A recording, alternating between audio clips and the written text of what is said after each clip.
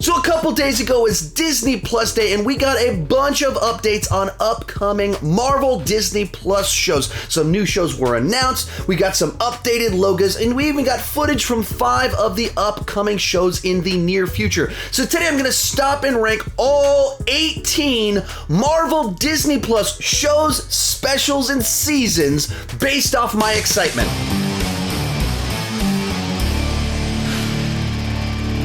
Hi, my name is Sean, and I love to talk about movies and TV way too much. With that in mind, go ahead and join me down below in the comments section. Share your ranking of the upcoming Marvel Disney Plus shows, seasons, and specials based off your excitement level. My list isn't the right list, it's just my list, and I would love to see yours. And to state the obvious, as we go into this is purely subjective and dramatically based off each of our own prior knowledge of the characters as well as the creative teams. Some of these characters, I have no idea who they are. Others, I know who they are very well because they've been in a bunch of Marvel movies and we've seen a bunch of trailers for their show. And so that can dramatically affect where they get placed on this list. With that said, let's get started. In last place is I Am Groot. This is a show that's going to be a series of Baby Groot shorts.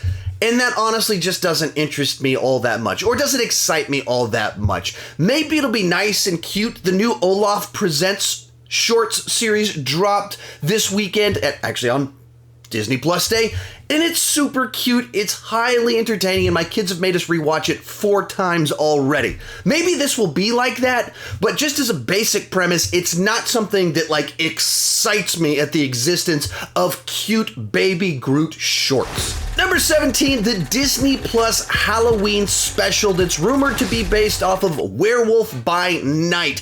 Now, this was reported a couple months back. They didn't have a logo reveal at Disney Plus Day. They haven't made a formal announcement about this one, so it's very much in kind of that rumor speculation phase. Thus, there's not a whole lot for me to go on and get excited about. I'm not familiar with the Werewolf by Night story arc or comic books, and thus all I know is Marvel Disney Plus and Halloween special and Werewolf by Night is a title, but that doesn't mean a whole lot to me. So once we have more information, this one could potentially move up the list, but as of the moment, it's not even officially announced, so I debated not even including it. Next up, Echo. Now, to be fair, this is a character I'm not familiar with from the comics, and it's a spin-off from Hawkeye, which debuts in a couple of weeks. And so potentially, once I see this show and I see this character in the show, she'll shoot up this list. Actually, I can guarantee you she will move up this list as soon as I see the show. But at the moment, I just don't have much to go on because I'm not familiar with the comic book character. I'm not familiar with the actress. Some of the people behind the scenes working on it do have some solid credits, including the showrunner working on Better Call Saul, which is a very strong credit to have. But it doesn't immediately translate to what will that look like in the MCU. Better Call Saul's not an obvious one-to-one comparison with the MCU. So at the moment, I don't have something specific to get excited about. I assume this character will shoot up much higher. Just kind of reading the Wikipedia page, she's the adopted daughter of Kingpin. She's deaf and has many ties to Hawkeye and Daredevil and other kind of street-level comic book characters. There's a lot there I could get excited about once I know a little bit more. I just need a little bit more to get there. Number 15, Marvel Zombies. And my understanding is that this is essentially a spin-off and continuation of the What If episode about the Zombies universe. And on the one hand, I really dug the episode. I'm excited to watch this with my son. But as a thing in and of itself to excite me, it just feels too much like a gimmick. It feels too much like, hey, let's do something kind of silly over here. Let's run with that whole zombies thing. And I kind of like it when things like that exist, but like in the amount that there's like an episode each season in What If, not a whole show in a pocket zombies universe. That just isn't quite as interesting to me on like a large scale level because it doesn't progress the story forward and it just feels so novelty based. Kind of behind the scenes, they do have one of the director of the What If episodes is working on the show. They brought in an actual comic book writer to write it. So it seems like they do have a pretty good team working on it. is just too gimmicky for me for a full show. Number 14, Ironheart. Now, this is another one where I'm not particularly familiar with the comic book character, so it's difficult for me to get specifically excited about the project on kind of that top tier level when we don't have a trailer yet. And so just doing a little bit of research and the basic synopsis that they have revealed about it's a girl who invents armor suit technology that's the most advanced since Iron Man suits. That's all interesting to me. I just don't know anything about the personality of the person that's doing all of that. Looking into kind of the lead writer person, she hasn't worked on a bunch of stuff that I know. And the lead actress has been in a couple of kind of serious dramas over the last couple years that I have seen, but it doesn't immediately let me know what she would be like leading a show in the MCU. So once again, I kind of need to see a trailer to have proper expectations for what this will be. Then we have Miss Marvel, and I have very kind of mixed feelings all over the place on this one. Last year when they first announced it, I had just played through the Avengers video game, and her character is one of the more prominent characters in it, and so she just kind of had a fun, playful nature to the character that kind of made me more excited for the show because of the game. And then, you know, with time passing and the first images they put out, it just didn't seem like I was the target audience. It seems like it's aiming kind of for a lower age level than me. And then we got our first footage from it at Disney Plus Day, and that affirmed what I was kind of feeling, that this is aiming for kind of a more kiddie show, that my kids will love it. My daughter will probably eat this show up, and that might be how I enjoy it a little bit more, is kind of this family experience where they're actually really into it. But it felt like a Disney Channel superhero show more so than the MCU to me. But then back to the positive side, they got the guys that directed Bad Boys for Life to direct the first and 6th episode. That's a very good sign for me. I thought Bad Boys for Life is the best of the Bad Boys movies. They kind of worked on all the different levels. And so then that kind of brings me back up to excitement level. But then I go, wait a minute, that means they probably directed that footage that reminded me of a Disney Channel show. So I'm mixed all over the place with this show. There's a number of things that have me excited and a number of things that have me worried. Number 12, Loki Season 2. Now, if you followed my Loki reviews or my ranking of the Marvel Disney Plus shows that I've done up to this point in time, it might seem strange that Loki is this low on the list, but I think it's a little bit because Loki felt to me like a solid standalone story that set up all this multiverse stuff, and it ended on a cliffhanger teasing a season 2. It told us season 2 is coming, but also in a different sense, I kind of felt like, yeah, that was a nice little Loki adventure. That was solid. And it didn't do a cliffhanger that immediately made me feel like I want to see exactly where that's going through the world of the Loki show. I wanted to see what it was going to do for the implications for the multiverse. And so then, you know, Kang is going to be in Ant-Man 3. And then, of course, What If started 2 weeks later. And, you know, obviously Doctor Strange is multiverse, and so is the SpiderMan movie. So it was interested in me in that regard. But I didn't immediately go, man, I can't wait for more Loki. So it's kind of in their middle for me, because there's a bunch of these other things above this that are fresh and new that I'm excited to discover this new stuff more so than more time on the Loki show, even though I thoroughly enjoyed the Loki show. Number 11, the Wakanda series. Now, this is one we know very little about, but it was reported back, I don't know, like 9 months ago. Ryan Coogler is producing a show set in Wakanda. They didn't make any further kind of announcements about it at Disney Plus Day. They haven't really elaborated anything beyond that, but the fact that Ryan Coogler, the guy behind Black Panther, is actually driving this, I assume probably it's going to have ties to Wakanda Forever, the second Black Panther movie, and maybe some plot threads will be explored or expanded upon. And so I don't know enough about it to have it like top tier for me, because it just feels so far out there and it's so kind of vague in what we know. But the idea of exploring Wakanda a little bit more interests me. Bringing us into the top 10, Agatha House of Harkness. Now, Agatha Harkness was one of these standout characters from WandaVision. She always was so much fun. She stole every scene that she was in. It's been Agatha all night long. And they very quickly announced that they were going to do a spinoff with her, and where that show ended, it seemed like there was more to do with this character. And on the one hand, I'm very excited to see more from this character. The showrunner, it's actually the person that did WandaVision. So this is kind of the spirit, like, for multiple obvious reasons. This is kind of the continuation of WandaVision, while obviously being a spinoff, not an actual sequel to it. But it'll probably have a bit of that kind of tone, the vibe, more so than the other projects in the future of the MCU. So that's kind of exciting. But I didn't see Agatha Harkness and think lead character. I thought she's a great spice character. She makes the main meal taste better, but I didn't immediately think lead character. And that's kind of what holds this one back for me, is I go, okay, cool. I'd love to see more Agatha Harkness. I'm all on board with that. She's one of my theories for what's going on in SpiderMan, actually, is that maybe that's not Doctor Strange, that's Agatha Harkness. Maybe. I don't know. One of my crazy theories. But I don't know that I want her as the lead. That's actually why she's not 3-4 spots higher up. Next up, What If Season 2. Now, this is another one. I was a big fan of What If.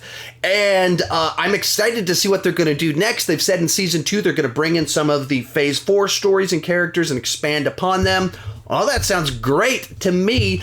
But a little bit like Loki, because I've already seen it, it's not that kind of top tier for me. Also, somewhat like with the Marvel Zombies, because inherently it is a bit of a gimmicky show about just let's take something and turn it on its head. It doesn't immediately jump to like high up on my list of just interesting, grand storytelling, even though I thoroughly enjoyed it. What they did with it, I really liked What If. I don't know that they'll ever have a situation where it'll be crack my way up there, the top of my most anticipated, because they are largely kind of these standalone stories. And there was an arc for the season. It does do its own little mini end game event for the last 2 episodes. It does all that, but it all still feels pocket universe or pocket multiverse as it is. And so it just doesn't, I don't think, for me, the way I'm wired, as much as I did enjoy it, it can get super high up on my list. Number 8, She-Hulk. Now, this is one of the characters that kind of most moved up this list from last year, where when they first announced it, it's like, She-Hulk, girl version of Hulk, what are we doing it? I know every time I say girl version of Hulk, people are like, no, she's totally different. You don't know what you're talking about. Read the comics. Like, I know that she's a very different character, but she also is called She-Hulk and is a big, strong green monster with ties to Bruce Banner. Like, there's some connective tissue there for that statement. And so I wasn't crazy about it last year, but for whatever reason, with time, when they're saying, like, when Bruce Banner's actually going to show up in the show, that little footage that they showed us, actually, it kind of worked for me. For whatever reason, it wasn't even a ton. It's like 20 seconds of footage, and at just the right tone. And like, I watched the old Incredible Hulk 70s show when I was growing up. There wasn't a lot of comic book TV shows back then, so I did watch that one. And so that the homages to it, and of all the things they could show in that 20 seconds, they make very clear references back to that 70s show. Oops! Mr. McGee, don't make me angry. You wouldn't like me when I'm angry. Don't make me angry. You wouldn't like me when I'm angry. I'm eating all of that up. And so even though I was pretty skeptical about this one when they first announced it and don't really know much about She-Hulk, I'm kind of getting won over very slowly to this one. Number 7, Armor Wars. Now, this is one that I almost want to have higher up on my list, but without further updates on what's happening with it, with the full casting and things like that.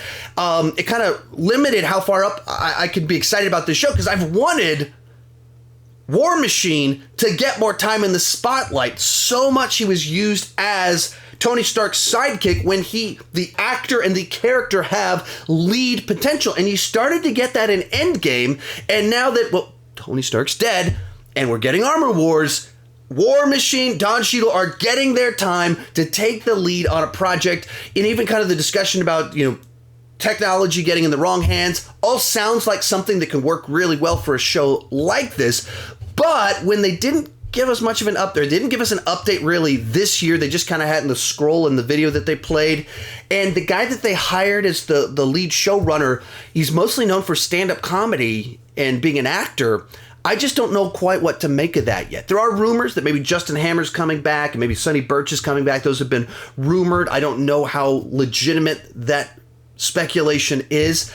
Even having that casting in there, you say you lock in Justin Hammer's coming back, it might shoot up a spotter because I want more Justin Hammer. He seems like a character that in the death of Tony Stark would rise to prominence again. And so there's a number of things about this one that could get me very excited. And this would easily would be top 5 with more information, with a little bit of footage, something like that. Where we're at right now, it's only number 7. But I want it higher. Then we have the Guardians of the Galaxy Holiday Special. Now, I have no idea what this thing is going to be, but what I do know is James Gunn is writing it, directing it, and he's shooting it during the production of Guardians of the Galaxy Volume 3. He said it does tie into things. He has said he is introducing one of his personal favorite Marvel characters in the Guardians of the Galaxy Holiday Special. So I don't know what a holiday special is in regards to the Guardians of the Galaxy. I know what the Star Wars holiday special is, what it's referencing with its title, but I don't know what this thing's going to be. But with James Gunn in the helm, immediately it's one that I have very high levels of excitement for. And once again, once I know more about what it actually, like, is it going to be a variety show like the original holiday special, or is it just like a 45-minute adventure with the Guardians of the Galaxy? I don't know. But with James Gunn being excited about the project, that right there, borrowed trust, has me excited for whatever this thing's going to be. In 5th place, XMen 97. Now, this one is an interesting one on the list because it's Marvel Studios, but it's not in the MCU. And so I debated not including it, but as soon as they had that Marvel Studios label on top of it, I was like, no, you got to include it. It does fall under the banner of Marvel Studios, so it's on the list. To be clear, I was born in 1981. I was the perfect age when X-Men the Animated Series came out. Like, it's probably the first TV show I ever watched that was highly serialized. Like, almost all television these days is highly serialized, where the story in one episode feeds into the next, it feeds into the next. That was almost unheard of in the early 90s, and this show did serialized storytelling at a time where it was tough to do serialized storytelling because you'd see like part 3 and you'd have to wait 3 months to watch part 2 and you didn't know when it was going to air. That's what my experience was watching X-Men the Animated Series. I remember way back in the day, me and my buddy David Brown had our X-Men toys, X-Men trading cards, and we would watch X-Men the Animated Series and we would talk about X-Men the Animated Series. It's a great version of X-Men. It's on Disney Plus. If you haven't seen it, go check it out. Everyone my age knows every note of the theme song because it's so hummable and memorable. And the idea that they're bringing it back with Disney Plus budget and 21st century technology with the original voice cast, I am so excited for more of this fantastic show that, honestly, it's one of those formative shows for me that made me love comic books and comic book stuff. And right when that show was running, my sister and I were riding our bikes to the comic book shop every weekend. It's one of those formative ingredients right there with Batman the Animated Series and Superman the movie, Batman the movie, and then you have X-Men the Animated Series, and it's coming back. Number 4, Spider-Man Freshman Year. Here's the official write-up of how they described this. The animated series follows Peter Parker on his way to becoming Spider-Man in the MCU with a journey unlike we've ever seen in a style that celebrates the character's early comic book roots. So I am so frustrated that they didn't do a more exciting announcement for this, because this seems like such a great idea for a show to me. With the way the MCU worked out, he debuts in Civil War. He's already established as Spider-Man, has been doing his own thing, so much so that he's got the attention of Tony Stark, who recruits him. But that means there's all these adventures before that.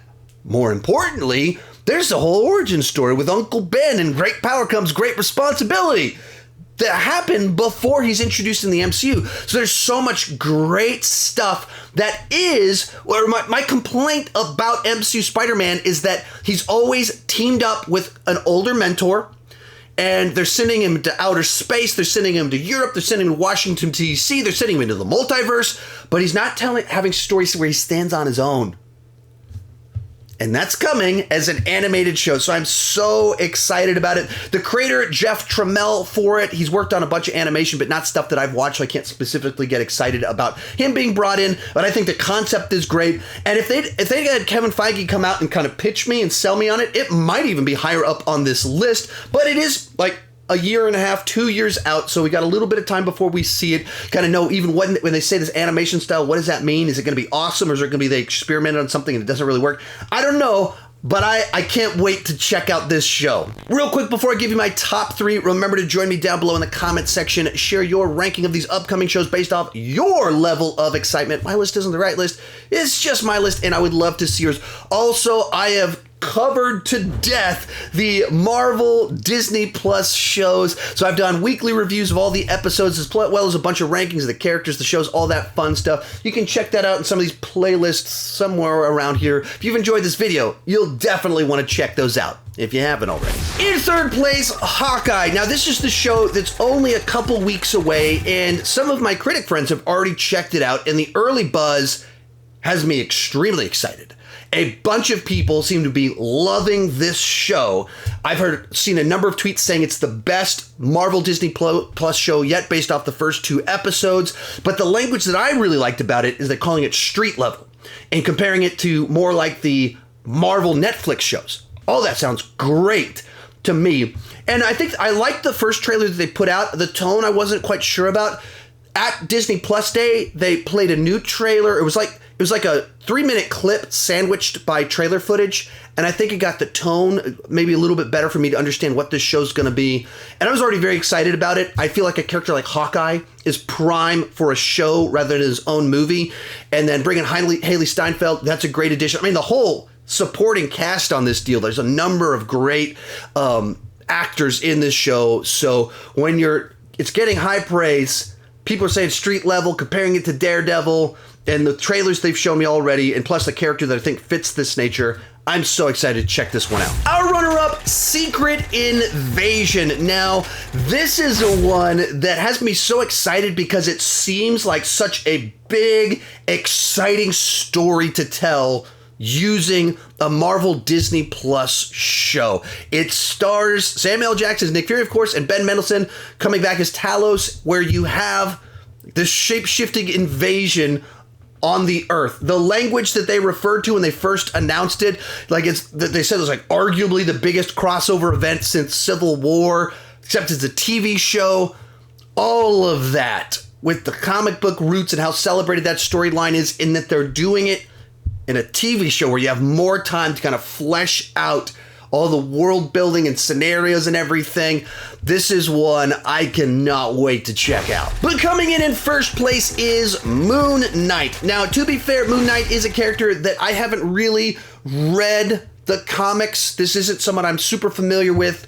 But as soon as they announced it, all of my friends that have read Moon Knight started telling us, Sean, this is a character that you're going to dig. This is something you're going to love when you check this out.